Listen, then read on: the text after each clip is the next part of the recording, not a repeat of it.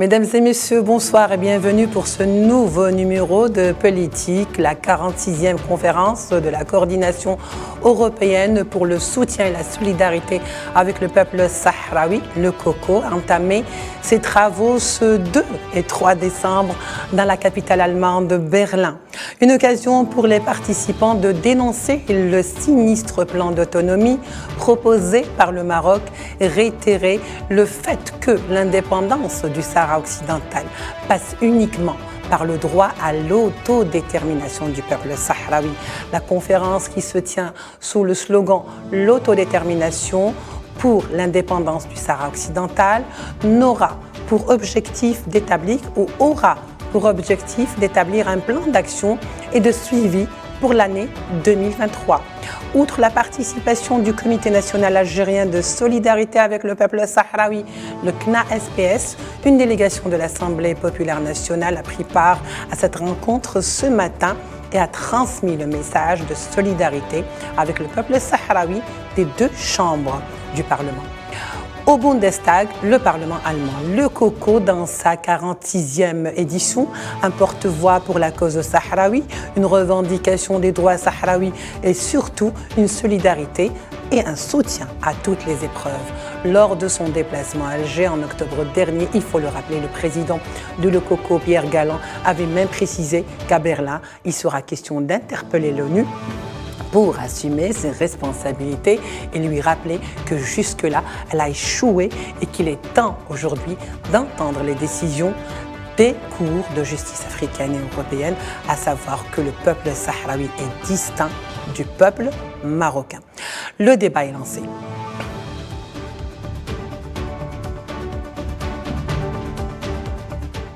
Retour donc sur cette 46e conférence se déroulant à Berlin avec nos invités qui seront aujourd'hui avec nous. Nous ferons l'honneur de participer à ce débat. Nous allons commencer avec vous, Monsieur El-Kantibala. Vous êtes représentant du Front Polisario, chargé de mission pour l'Europe et l'Union européenne. Vous êtes avec nous par Skype depuis Paris. Monsieur Kantibala, bonsoir et merci d'avoir accepté notre invitation. Merci à vous. Nous accueillons également M. Yefri Benzarga, membre du comité de soutien au peuple sahraoui, par Skype également depuis Paris. M. Benzarga, bonsoir et merci d'avoir accepté également notre invitation. Bonsoir madame, bonsoir à vous tous. Merci. Et bien sûr, Monsieur Saïd Ayachi, le président du Comité national algérien de solidarité avec le peuple sahraoui. Il sera aujourd'hui avec nous l'espace de cette émission. Il est bien sûr avec nous depuis Berlin en sa qualité de président du CNA-SPS. Monsieur Ayachi, bonsoir et merci d'avoir accepté cette invitation, de nous avoir aussi donné un peu de votre temps. Madame, à vous et à tous les auditeurs des téléspectateurs.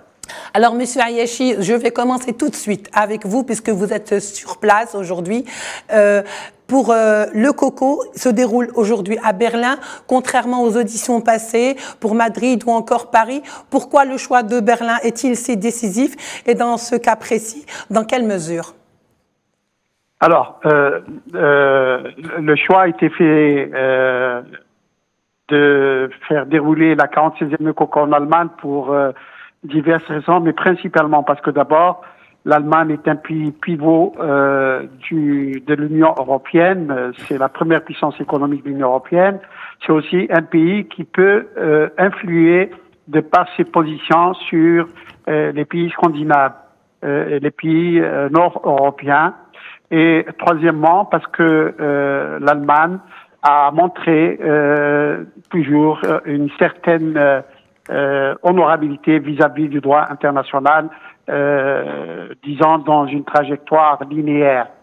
Bien entendu, le choix de l'Allemagne était un défi parce que dans la conjoncture actuelle, il n'est pas toujours aisé de plaider pour une cause qui ne paraît pas à la hauteur des préoccupations du pays hôte. Lorsqu'on sait ce qui déroule pas très loin de l'Allemagne en Ukraine. Mais néanmoins, nous avons pris ce pari d'intéresser la société.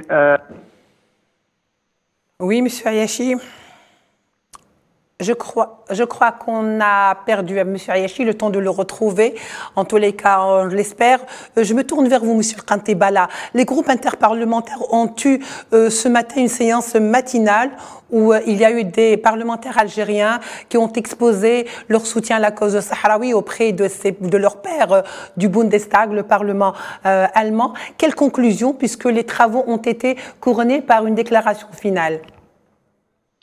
Alors oui, une forte délégation venant d'Algérie a participé à cette conférence interparlementaire au Bundestag allemand et il y a eu un discours au nom de cette délégation qui a été dit par un député algérien qui était très intéressant et fort enrichissant et elle a notamment souligné le rôle de l'Algérie qui a accompagné la lutte du peuple sahraoui et le soutien qu'elle prodigue au peuple sahraoui, tout comme elle l'avait d'ailleurs fait pour les causes justes de décolonisation de par le passé. Et donc, il y a eu d'autres aussi intervenants du Timor oriental notamment, où Shanana Bouchmaou, leader historique de la résistance timoraise et ancien président, était venu participer. Et donc, tout cela a été conclu par une déclaration finale qui appelle notamment, entre autres choses, à la décolonisation du Sahara occidental, mais aussi à la redynamisation du groupe interparlementaire pour le soutien au peuple sahraoui, décidant d'ailleurs sa prochaine réunion à Alger.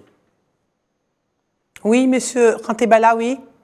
Alors, justement, je vais revenir vers M. Ayachi avant de passer vers M. Benzarga. Nous allons vous faire attendre un petit peu, étant donné les impératifs et les aléas du direct. M. Ayachi, je disais aujourd'hui l'importance que cette conférence se déroule à Berlin est quand même assez louable. Bien sûr, bien sûr. Encore une fois, la façon dont a débuté la 46e COCO, d'abord par cette réunion interparlementaire très largement réussie, en ce sens, comme vient de le souligner M. Kantebala, une décision déjà a été prise à l'initiative de la délégation algérienne de faire réunir le réseau international pour le Sahara occidental à Alger en 2023, mais aussi de voir les parlementaires décider entre eux d'apporter un soutien effectif, concret sur le terrain, dans la dimension parlementaire qui est la leur, et en utilisant la force de proposition qu'ils ont en tant que parlementaires auprès de leur gouvernement pour pouvoir les amener à plus de soutien à la lutte du peuple sahraoui d'une part. D'autre part, nous avons eu l'ouverture officielle de la conférence cet après-midi, et selon les différentes interventions, dont celle du président du CNAS-PS, c'est-à-dire moi-même, nous avons pu, n'est-ce pas, aligner toutes les revendications que va faire cette conférence, toutes les dénonciations que nous faisons vis-à-vis des pays qui soutiennent injustement la position marocaine, et surtout d'interpeller l'ONU pour son inertie et ça, pour ne pas dire son inaction dans le conflit, dans la résolution du conflit, pour dénoncer, bien sûr, les violations des droits de l'homme par le Maroc dans les territoires occupés, pour dénoncer également la spoliation des ressources naturelles et pour appeler à plus de soutien à la cause du peuple sahraoui par tous les pays du monde. Oui, très bien, Monsieur Ayachi, restez avec nous. Monsieur Benzarga Yefri, à Berlin, l'écho s'élargit dans l'espace européen, beaucoup plus grand. D'autres pays auront cette occasion d'écouter un petit peu la justesse de la cause sahraoui pour faire connaître justement cette justesse de la cause sahraoui. Une cause en pleine expansion, en pleine progression. Demain auront lieu des ateliers consacrés aux droits de l'homme et à la situation humanitaire dans les territoires occupés. Que pensez-vous de toute cette activité? Est-ce que vous ne pensez pas aujourd'hui que la cause sahraoui est en train réellement de gagner du terrain? non seulement la cause sahraoui elle est en train de gagner du terrain, mais elle gagne aussi en exposition médiatique. Comme l'a dit à juste titre le docteur Saïd Ayashi, le choix de Berlin n'est pas anodin puisque l'Allemagne est la locomotive économique de l'Union européenne et à l'avant-garde des pays qui dénoncent dans le contexte géopolitique actuel les violations des intégrités territoriales des États et la défense de l'autodétermination des peuples. Donc c'est l'occasion aussi de montrer à l'Union européenne au travers de l'Allemagne que ça suffit, la politique du deux poids deux mesures. On ne peut pas dénoncer d'un côté certaines violations des droits de l'homme et certaines violations des intégrités territoriales et d'un autre côté, on ferme les yeux sur ce qui se passe sur les territoires sahraouis occupés avec un plan chimérique et grotesque du Makhzen d'autonomie de ce territoire, alors que cette conférence, cette 46e conférence de l'OCOCO, elle est claire, nette et précise. Elle doit permettre de dénoncer ces violations, mais surtout réitérer la demande du peuple sahraoui à l'autodétermination en passant par l'indépendance de ce territoire et surtout balayer d'un revers de main cette proposition chimérique de plan d'autonomie makhzenienne. Oui, très bien. Monsieur Kantibala, ça sera également l'occasion demain de présenter une plateforme de revendication auprès des Nations Unies. C'était un petit peu la volonté même du président de l'OCOCO, Pierre Galland, lorsqu'il était à Alger en octobre dernier, à savoir l'application du droit international et des décisions, surtout des cours de justice africaines, mais également européennes, qui, elles, ne trouvent pas écho. Qu'en pensez-vous? Oui, tout à fait. C'est... Demain, il y aura des ateliers concernant plusieurs thématiques, ressources naturelles, construction de l'État sahraoui, etc. Et l'objectif est effectivement mettre les Nations Unies devant leurs responsabilités, car il s'agit de cela. L'ONU est responsable de la décolonisation des territoires non encore décolonisés. Et rappelons à l'ONU, cette responsabilité est une constante au sein du mouvement de solidarité au COCO, qui d'ailleurs s'élargit et va au-delà de l'Europe vers d'autres continents. Et ce rappel-là, en fait, met le Maroc dans la difficulté parce que on rappelle constamment le statut du Maroc au Sahara occidental, c'est-à-dire une force d'occupation qui n'a pas le droit d'exister sur le sol sahraoui, n'a pas le droit de piller ses ressources naturelles, n'a pas le droit de torturer les Sahraouis et encore moins de les juger. Et cette réalité-là, elle est exposée régulièrement et l'OCOCO en est une occasion pour l'exposer davantage afin de rappeler la réalité du Maroc et aussi la complicité d'autres puissances, mais également, comme je le disais tout à l'heure, la responsabilité des Nations Unies. Très bien. Monsieur Saïd Ayashi, vous qui êtes sur place, donc vous êtes au fait, au courant de tout ce qui s'est fait cette journée. Est-ce que vous pouvez nous dire comment se fait l'ambiance et les travaux de dénonciation surtout? Qu'est-ce qui a été pris comme résolution et comme plateforme de travail pour les mois à venir? Alors, d'abord, il faut signaler l'enthousiasme général et la mobilisation militante de tous les participants, bien entendu. Il y a bien sûr une organisation dans les travaux.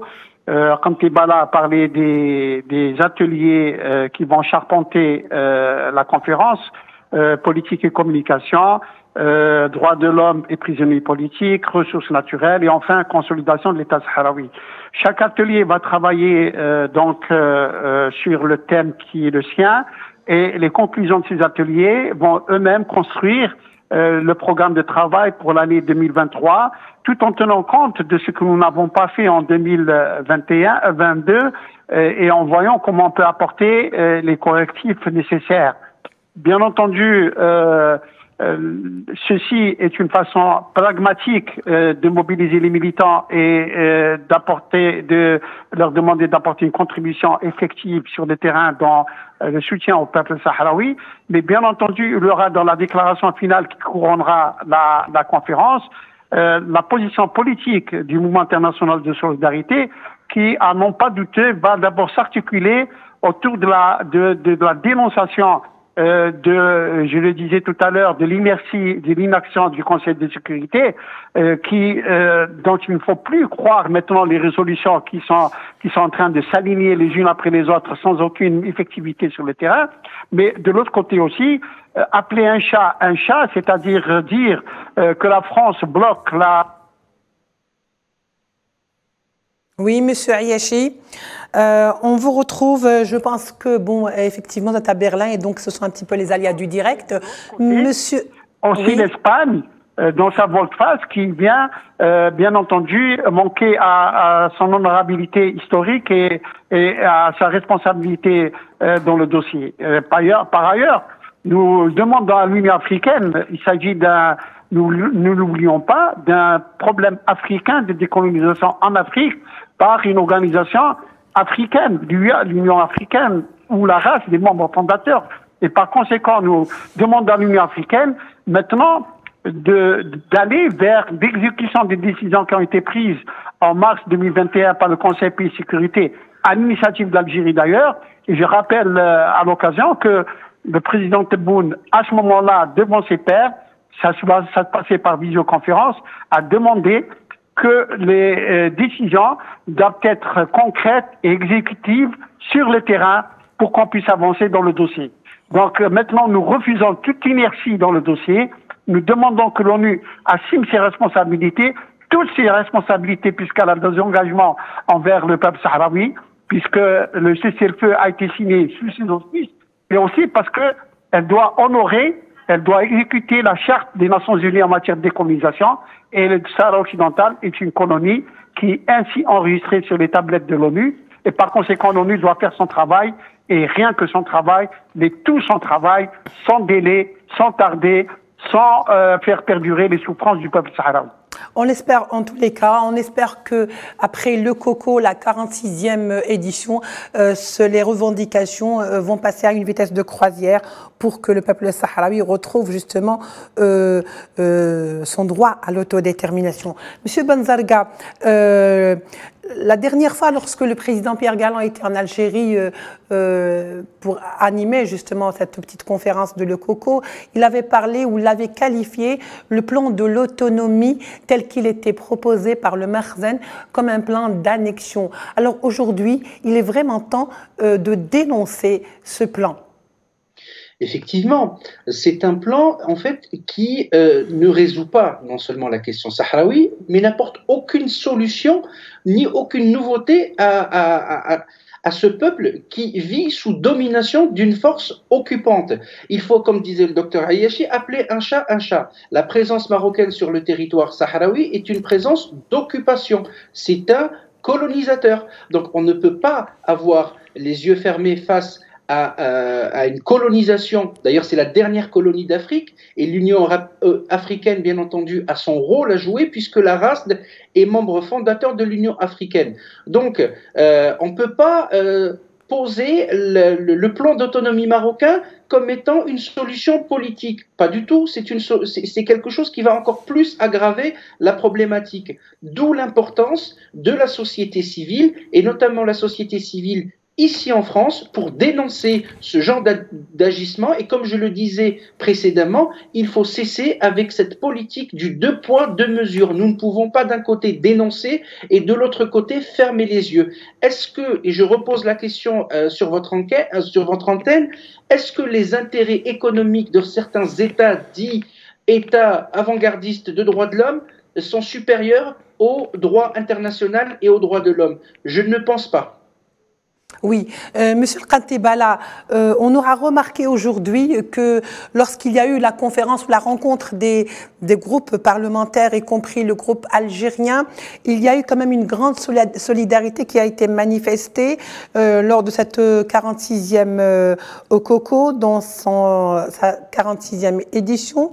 Et donc, les Sahraouis se sont retrouvés avec plus de soutien et de solidarité parmi ou avec des pays européens qui ne connaissaient pas encore, ou du moins entendaient très peu parler de la cause sahraoui, Monsieur Kantibala. Oui, tout à fait. Il n'y a aucun doute que cette Okoko est particulière. D'abord par la présence qui dépasse les 200 participants et aussi par l'organisation de cette conférence interparlementaire que le COCO compte aussi. Oui. Oui, on revient vers vous, Monsieur le Rantebala. Monsieur Saïd Ayesh, oui, allez-y. Donc, par la redynamisation de ce réseau interparlementaire de soutien au peuple sahraoui. Donc, il y a un élan de solidarité confirmé année après année et qui d'ailleurs participe grandement dans la dénonciation du Maroc et le soutien au peuple sahraoui.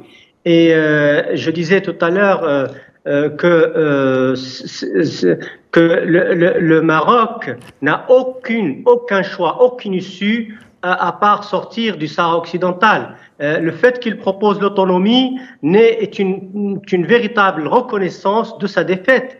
Car auparavant, au temps de Hassan II, le Maroc disait que le Sahara occidental était son Alsace-Lorraine et a pratiqué la politique de j'y suis, j'y reste. Finalement, il est revenu au référendum, à l'autonomie, et la prochaine solution sera l'indépendance totale du Sahara occidental. Il n'y a aucun doute. L'issue de toute colonisation, c'est l'indépendance du pays sous domination coloniale. C'est l'objectif aussi de toute cette lutte et de tous ces mouvements de solidarité pour le mouvement sahraoui. Alors, Monsieur Ayachi et Monsieur Benzarga, il me reste 4 minutes, beaucoup moins. Je vous demanderai dans moins de 4 minutes, chacun 2 minutes, de me dire d'abord pour Monsieur Ayachi, quels seront les travaux qui seront donc entamés pour demain et la déclaration finale. Ensuite, je reviens vers vous, Benzarga.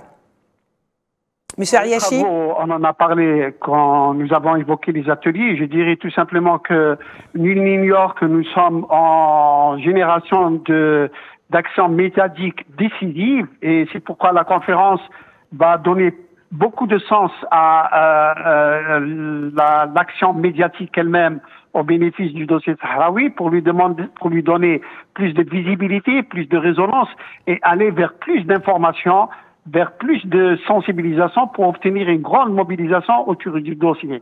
Et par conséquent, à côté de tous les actes politiques et tous les actes pratiques de soutien au peuple sahraoui, il y aura principalement cet axe-là de l'action médiatique qui doit être prépondérant, qui doit être en première ligne de notre action pour 2022.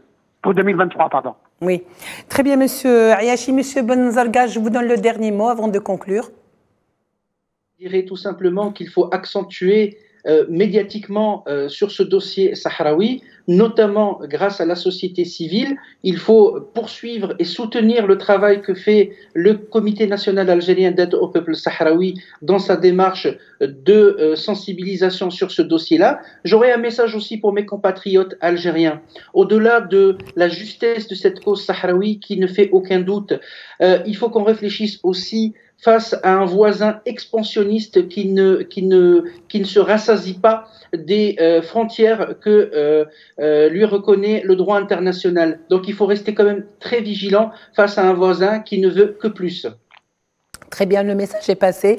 Monsieur Benzarga, et je rappelle, Monsieur Benzarga, que vous êtes membre du comité de soutien au peuple sahraoui, que vous êtes basé à Paris. Je remercie également Monsieur le Rantebala, qui est représentant du Front Polisario, chargé de mission pour l'Europe et l'Union européenne. Et un grand merci également à notre grand ami, Monsieur Saïd Ayachi, président du comité national algérien de solidarité pour le peuple sahraoui.